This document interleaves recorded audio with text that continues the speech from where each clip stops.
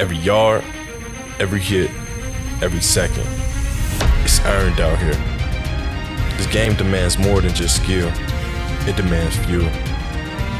The right fuel. Because out here, it's not just about how hard you work. It's about how long you keep going.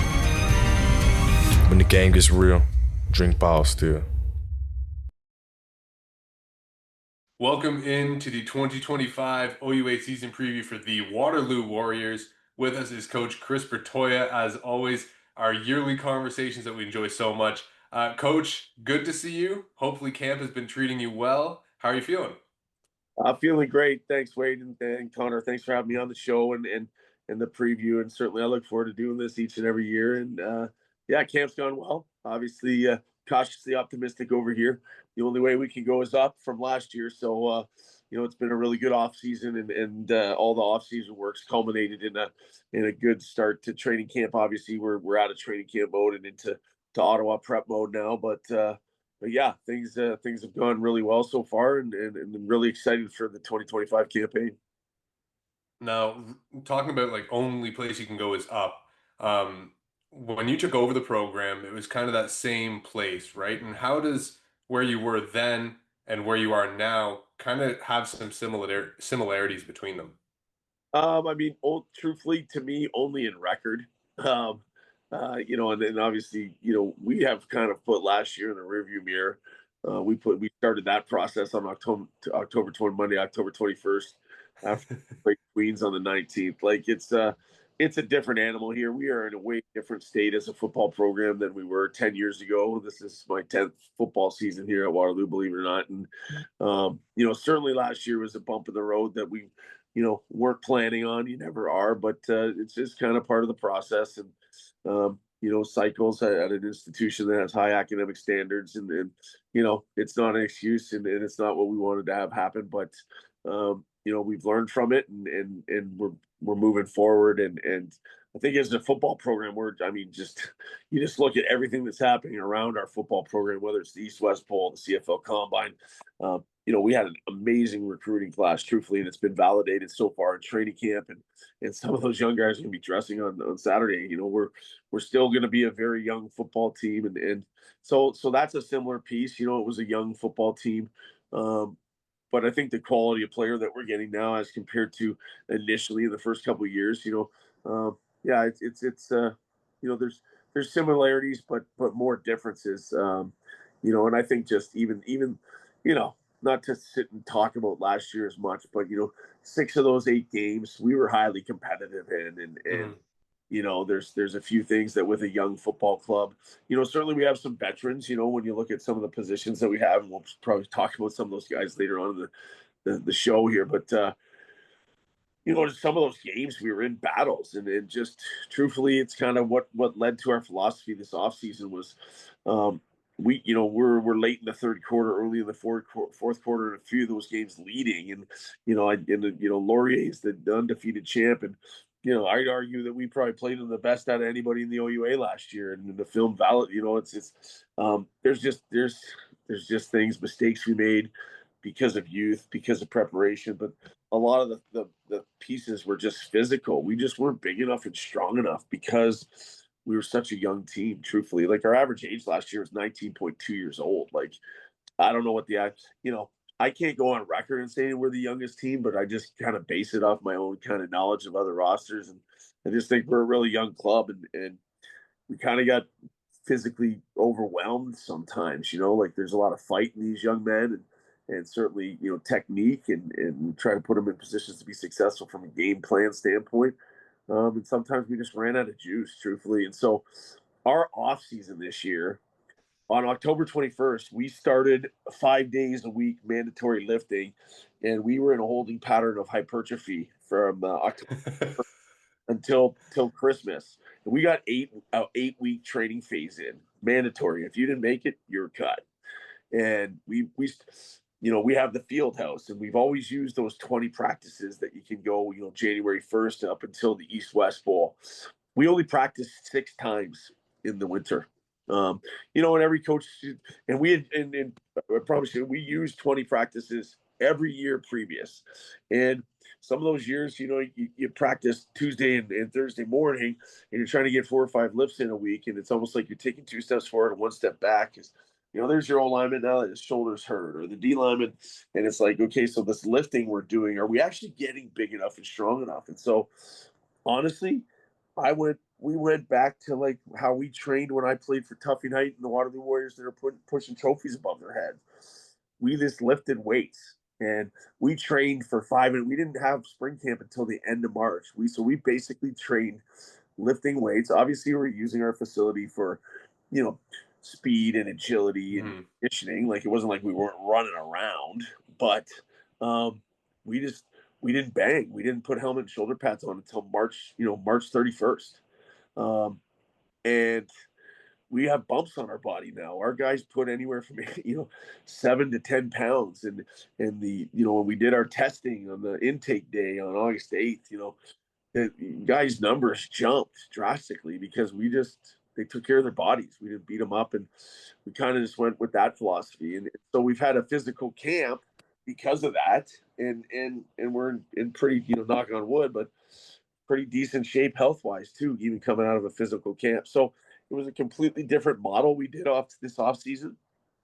So far, from our assessment, it seems like it's working out, but we're not going to know if it truly works out until one Saturday at 4 p.m. kicks off, and then as the season progresses week by week, and we hopefully start to get some wins under our belt, then we'll go, hey, maybe that's the philosophy. We're going to go old school and play a little, go quality over quantity when it comes to football, and still, shape their minds by, we were getting together in the off season. We were watching game film. We watched each week.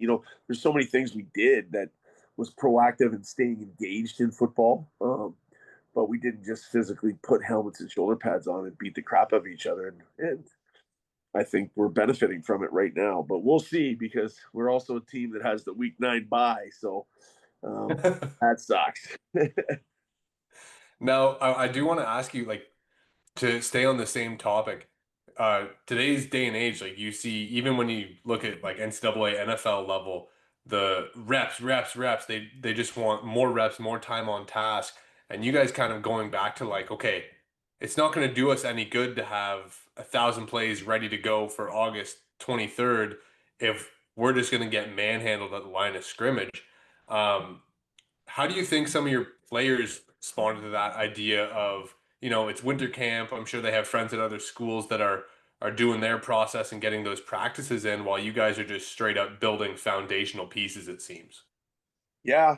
You know what? Our guys completely bought into it. We have a captain's council, so we do leadership a little bit differently here at Waterloo. So we have 12 guys, like you have 12 guys on the field, and the only year that's not allowed to be on the captain is the freshman, the first year. So we got second year guys, third year guys. So we try to cover off, and then have kind of six offensive guys and 6 defensive guys. They embraced it. Because, for some of those guys, like the Nick Orrs and Anthony Millers, we had been doing the same thing before, and they're kind of the veteran group on a young team.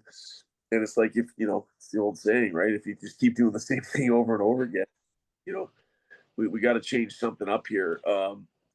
They felt fresh, like we were still doing indies every Monday. So we would have our O-line coaches here doing a couple sessions of indie work. So they're still getting, they're working on punching med balls and doing all their footwork and technique stuff. And so they're still, but we just weren't in pads, and we weren't going against each other. We were just working on our craft. And then, like you said, you said the word right out of my, building a foundation. So yeah, it is a little different, but truthfully, I don't know. I wasn't shy to tell the other coaches. We all talked with each other. I told them that's how I was doing it. And you know what? Some of them were like, whether or not they did it, I don't think a lot of them disagreed with it either. They were like, we'll see. Yeah. It's kind of intriguing, right? Like, because like you said, these reps. But like, yeah, the pros, those guys are pros. Like, their foundation, they're already doing 225, 27 times. Yeah. They don't hit, they don't tackle, right? Like No. they take care of their bodies. It's funny, they don't tackle, and the NFL and CFL are garbage at tackling. It's Well, reality. that was what was that a couple years ago when the CFL had like no contact practices, and then the product was so bad with all the missed tackles that they're like, okay, we actually have to tackle in practice. Can you guys please put pads back on? And the Yeah, PA was like, okay, fine, I guess so. And that was where the whole Guardian cap spawned with the yeah, CFL practices, right? yep. No, it's a thing. So I mean, I'm not saying I don't know. Right now, we're happy with how we did our off season. Our kids are happy with it. It seems, and we'll see what the results come. But they're definitely like our integrated practice with Guelph. Who's predicted to be a pretty good football team. I certainly think we held our own. The Mm-hmm. film kind of, it's not like you're keeping score, and it's an integrated practice, and you don't know. Sometimes your ones are going against their fours, or their fours, our fours are going against their ones, right? Like it's kind of we're trying to stay as on task, but it was a competitive day, and a lot of fun to kind of go against another team. This spring was the first time we didn't do a crossover spring practice with Laurier or Mm. Western or any of that. So we just did some different stuff this year. And really, the focus is on us. Truthfully, as a young team, we're not worried. We're not worried about anything, any of the outside noise. We're focusing on us, and we're focusing on the process and kind of, what's important now. It's an acronym for win, and it's kind of like the seizing each day. You can't look too far ahead. And I mean, lots of coaches have different philosophies on it, but everything's been about us and how can we develop as a team, our culture and a culture of brotherhood and looking our right and our left and across from us and having trust and faith that we're all holding each other accountable and doing the necessary work and I really think there's a belief there. And I mean, there has to be. Truthfully, we're at the end of the day, we're all undefeated right now. So if you're not optimistic, if you don't believe in what you're doing, then you should get out of the business. Like that's kind of so until everything starts flying on Saturday and this weekend, and then you kind of start to assess and see where you're at. But you know, I think there's a quiet confidence in that locker room and quiet confidence, and a chip on the shoulder to kind of prove people on the outside wrong, even though we're not focused on it. I know they're young men, they're kids, they social media, everything. I mean, it's hard not to pay attention to that stuff, and so we try to deflect, but and make it about us. And yeah, I just we'll see. But I'm pretty happy with how the off season went, and happy so far with how training camp went. And once we broke training camp after our integrated practice with Guelph, now our preparation, we just finished day 1B of Ottawa, and tomorrow's day 2, and Thursday's day 3, and then the proverbial haze in the barn, and it's go time, right? Awesome. Awesome. Yeah. And one of the things that is coming up here off the top of this episode is youth. So how are you leaning on your veteran guys to kind of integrate the young guys of your program? Because you said, you might be one of the youngest teams, if not the youngest team in the OUA. And, a lot of your young guys, incoming recruits, it's a big jump going from high school to OUA caliber football. So what are your veterans doing and your coaching staff doing to get these young guys ready to play some OUA football come Saturday? Well, I think the veterans first, like within the locker room, the captain's council piece and just the culture of work and the culture of trying to like be a brotherhood, right? Like they've really embraced, our veteran group. They've really embraced of just kind of, um, it's not like we have to win, we want to win. We have to be a football player, we want to be a football player. It's all kind of gotta want it. If you don't want to be here and if you don't love it, then it's okay. But you have to leave if you don't. And you gotta want to put the work in. You gotta want to go from 7:20 in the morning till 11:15 when it's 40 degrees out. And, because all of these things stack days on days, and just the culture of and just like the guys like Nick Orr and Anthony Miller and then defensively we're kid like Marcus Ola now is in his 4th year and really stepped up as a leader, and it's just kind of just being present and intentional. Like I think lots of football programs right now, deal with kids just thinking too far in the future, or they I want to make the pros and I want to do this, And then if you ask, shoot, you ask a guy like Tyson Hergott, like, hey, how's it going? He's on the injured reserve right now, but he's always like, man, I wish I had one more year at Waterloo. Like college was awesome. You know what I mean? Like, but until they get there and realize it, so it's kind of, the leadership guys, I've heard them talking to guys about just embracing being here and embracing the upcoming season and embracing, being a part of a university football team and the brotherhood and not just everything that happens on the field, school part, social life, whatever. Just be intentional and be where your feet are at right now. Don't think too far ahead and don't think and don't treat this as a job. Like my biggest thing to the guys from a cult is like, this isn't a job, like if we get 3 guys drafted a year, we're doing great. Well, shit, like we got 35 guys in our recruiting class, 32 of you. This is it, man. This is it. So and you're at the highest level of amateur sport for football. And so just enjoy it. And I think that's part of it is we're serious. We're going to watch film and we're going to prepare because I think being prepared helps you, apply the word hope, and hope for us is a different piece. It's not, us closing our eyes and throwing 14 vertical shots and hoping we come down with okay. Hope is an acronym for have only positive expectations. How can you do that in a game on Saturday? How can you do that in a job interview? How can you do that when you go into an exam? The only way you can do that, have only positive expectations, is by preparation. You can't over prepare. So we're going to watch the film. We're going to practice game scenarios, situations, and we're going to do all that stuff to prepare you. And that's our job as coaches. And then hopefully that trickles down to you and how you attack school and how you attack life and your job. And once you're prepared, you walk every kind of tight moment, competitive moment. And a competitive moment's not just playing Ottawa at 4 p.m. on Saturday. A competitive moment's a big job interview for a co-op job. Competitive moments like, man, I got a 50% final exam here in engineering at Waterloo. How are you walking into that room? How are you walking into the job interview? How are you walking out the tunnel with your chin up and chest out? You're prepared.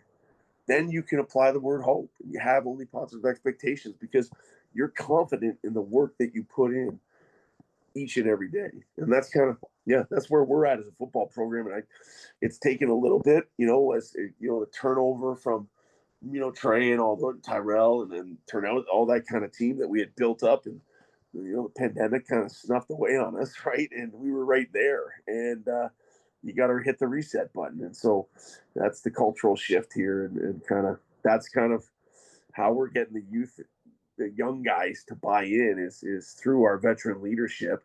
Certainly it's reiterated by the coaches, but so we'll see. It feels pretty good right now. Our culture's in a good spot, and to me, when our culture's in a good spot, it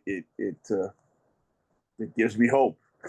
Before we get too deep into the weeds here of your upcoming game against Ottawa, one of the things that I noticed on your schedule that's pretty cool in my opinion is it seems to be your home opener here is kind of a community day, and you're talking about the culture of Warriors football there. So what does it mean to kind of showcase that and bring in the community there? Yeah, so community day is kind of if you play high school football, junior Warriors, Cambridge Lions, whatever it is, wear a jersey, you're into the game for free. We've obviously had connections with all those groups and then obviously it's community within our own UW community. So any staff, whether it's a plant ops guy or a guy that mows the lawn or whatever, everybody's welcome and it's kind of, they get in for a cheaper ticket. And it's just a community engagement day, to try to build that, just continue to build. Certainly, the junior Warriors piece, they had a pretty fairly successful year, and that's part of it, but yeah, the community day is an important day because it's a day, it suits, having the home game in August when the students aren't in. It kind of suits, that time of the year, hey, let's try to engage the community, and certainly have an entertaining game and hopefully come away with a victory. So that, hey, man, that was fun. That was a great experience. I want to come back again, So that's kind of the idea behind that. And, and obviously we try to, both ourselves and Laurier, lots of schools are coming in our backyard trying to take kids away, and then have had some success of it, but still pride ourselves on being a community team as well, and securing the commitments of the top players in the Waterloo region. And it's four areas to us. It's obviously Kitchener, Waterloo, and Cambridge, but also Guelph. Guelph's 30 to 20 minutes away. We got a few Guelph guys too, and so that helps with community as well, obviously, because the more kids you get from your region, it kind of helps to instill that as well. Now, we'll talk a bit about some of the individual playmakers and guys that are expected to take a big role. And I think I've kind of grouped these two into a pair together. And that's Nick Orr, obviously your starting quarterback, and Anthony Miller, the standout running back. The two of them I've bundled together so much because when you have a veteran backfield, like that takes a lot of pressure off of the coaching staff to know the preparation, playbook, and all that stuff. But just also like, where can I go with the ball when the game's on the line? Well, I know I have confidence in my running back, and I know my quarterback's going to be one of the best dual threat leaders as well on this field. So talk about kind of their impact and outlook for this season.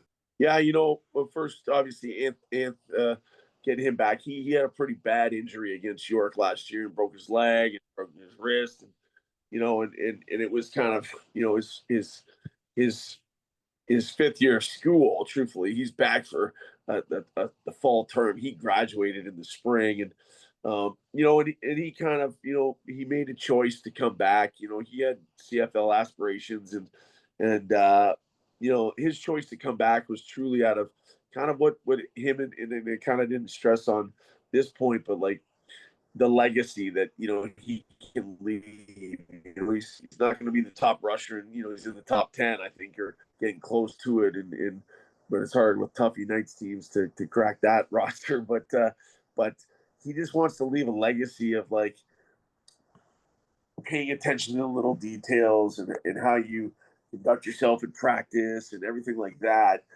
That's kind of like that was one of his things to me, was like, I want to leave a legacy of that. Like it's certainly want to win some football games and try to get in the playoffs and all that kind of stuff. But it was more like, when I come back in 3 or 4 years and I see some of these guys that are freshmen now in fourth year, like, are they instilling some of the stuff that I instilled in them in the freshmen that year? Like he's kind of like, that's what leaving a legacy is important in that regard for him. He worked his hardest that he's ever worked in the off season.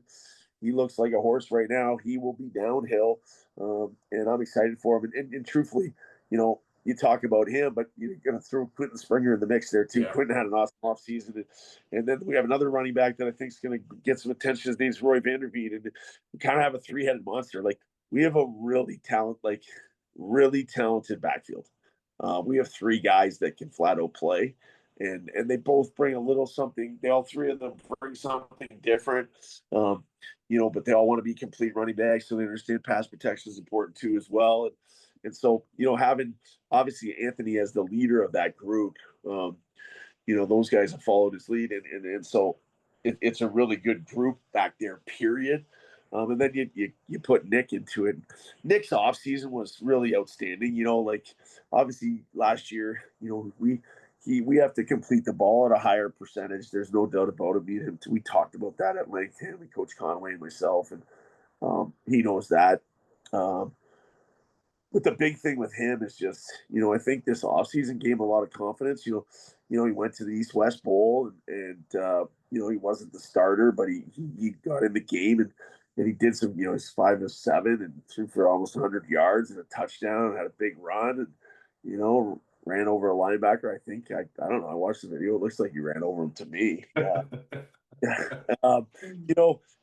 And then he went to the Argos training camp, and that was a huge, because credit to Coach Dinwiddie, and like, they let him throw in Skelly, and they let him participate in team periods, and he was at every meeting. And I just think, that quarterback room there, like, he's just got this quiet confidence, but his leadership skills are just through the roof right now. And he's performing in camp. He did, had a limited action against Guelph, obviously, but he did well there. He's just calm and cool, and I'm really, really excited, and I'm excited to see, can this be a real breakout season? And I think, we all know, like, the machine's ran by you got a QB that can play, like, you got a chance. it's just, that's football, right? That's football. So yeah, I think it's great having those two guys, and they're both part of our captain's council, and it's great to have those guys back there, and they're both pretty fired up guys too. So it's not like salt and pepper. Like, man, Anthony Miller gets loud. That guy can talk, and but he's pretty vocal and getting after it too. So yeah, there's good leadership back there, and certainly excited about those two complementing each other. That's for sure. Now, conversely, on the defensive side, you mentioned Marcus's name. He's a Brockville guy, so I have to bring this up. His kind of growth over the last few years has been something I've enjoyed watching, but he's turned into one of the top, I'd say, interior defensive linemen in the province, and the East-West Bowl recognition is no slight at that as well. It kind of builds on that. Aside from Marcus, though, how is this defense looking to kind of build on last year? Well, I think one of the big pieces is K-Mac. It's a huge addition. He had those guys flying around at the end of the season, and now there's a year under the belt with him and his relationship with those guys, but also with their understanding of his playbook and conceptually what he's trying to do. Putting them in positions to be successful. There's a trust factor that has absolutely grown. The defensive line is kind of, we got Jack Lausch, who's from Winnipeg there, and he was all rookie team playing nose tackle at 17. He had a great offseason. And so now you got a kid that, yeah, he got his butt whipped a few times last year for sure, but now he's 6'1", 300 pounds, and been in the weight room all year, and he's going to be a plug.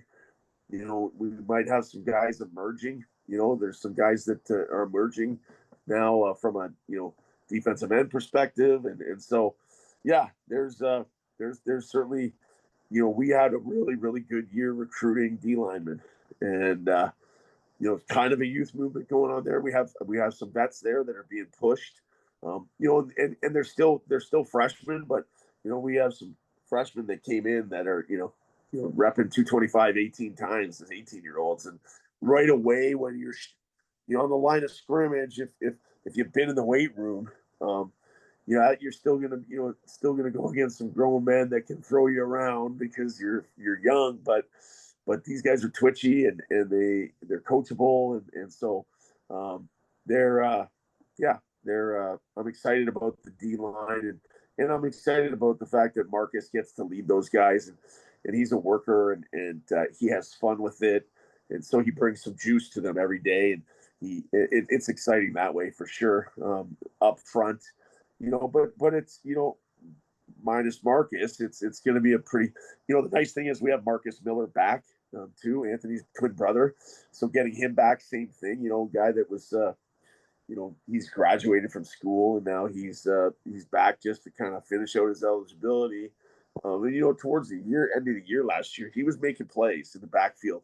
He is quick and elusive. He's not the biggest of stature guy, but like, he's explosive, right? And so having those two veterans back, and now mixing that defensive line unit with some of the youth, I think there's a nice complement there. There's certainly going to be bumps in the road, like any time when you're playing with younger guys, but we're going to see how that goes. And then there's some older guys, like I said, they're getting pushed, and we're gonna have a tough time doing dress roster because some of these young guys that we recruited are having really good camps. It's just kind of finding that balance of youth and that veteran leadership, because overall we're going to be a fairly young team, right? So yeah, and then honestly, the linebacker position is honestly, we got Keyshawn Bowen back, same thing. He graduated and he's back, and Mike Omasini and Arden Martinez are two of the young up-and-coming linebackers in this league.